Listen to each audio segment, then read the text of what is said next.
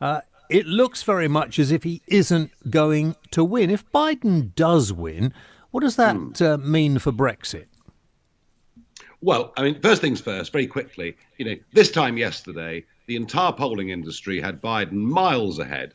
Mainstream media had miles ahead. It was all going to be a slam dunk. And once again, the whole blooming lot were wrong, and the whole thing's on a knife edge.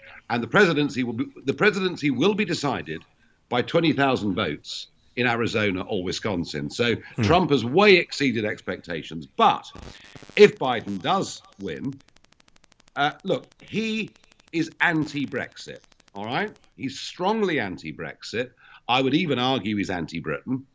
He was the vice president, of course, to Obama, who delightfully came to London in 2016 and told us we'd be at the back of the queue if we dare vote for our independence. Yeah. When Obama flew to Europe, he always flew to Germany, not London. If Biden wins, you can expect that again. And I do genuinely believe that the prospects of a trade deal between the UK and the US under a Biden presidency are very low indeed.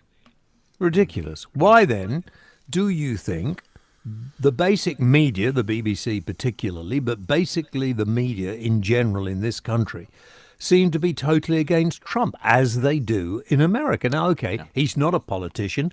He's a bit of a laugh. He's actually lightened the whole political thing up. He's shown the politicians who are professional politicians, if there is such a thing, that, politics needs to be a little more open to ordinary people. Whether you'd call Trump ordinary or not, I'm not sure. But why is the media so hostile to a man who is, after all, showing up politics for what it is in some cases?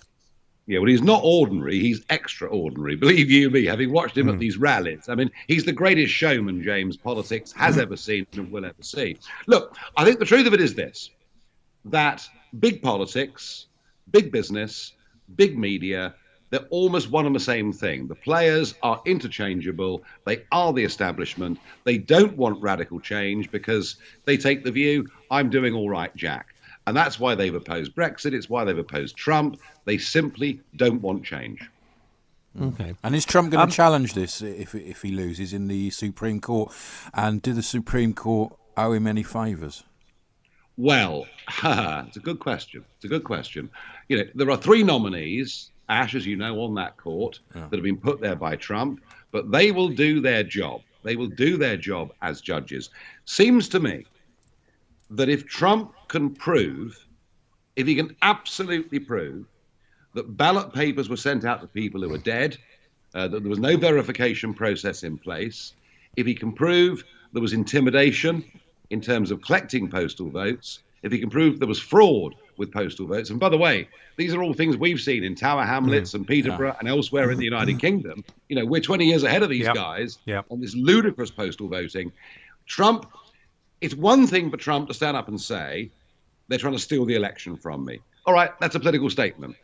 But for this to work at the Supreme Court, he's going to need absolutely conclusive proof. I know with postal voting what goes on and what goes wrong, but the emphasis now, if the result goes the way that it looks to be, the emphasis now is on him and the Republicans to prove it. Have you actually spoken to him or been with him during this run-up to the election? I have. And how is he? Ebullient. Yeah. I mean, James, I'm a bit of a showman. I know, Nigel. I know. Yeah, I can ham it up with the best of them, absolutely. But I mean, when you think that on the day before the election, he did 6 rallies in 6 outdoor locations, often in bitter, freezing cold temperatures, and each of those speeches was an hour to 2 hours in front of 25, 35, 40,000 people.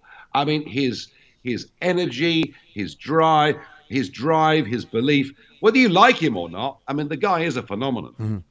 Yeah, and he just had the COVID as well. There's no long COVID with Trump. No, he got over it pretty quickly. And really interestingly, the one thing I saw in the last week, the biggest choice American voters had was Joe Biden saying, we've got to get ready for a long, dark winter, and we're going to have to lock down.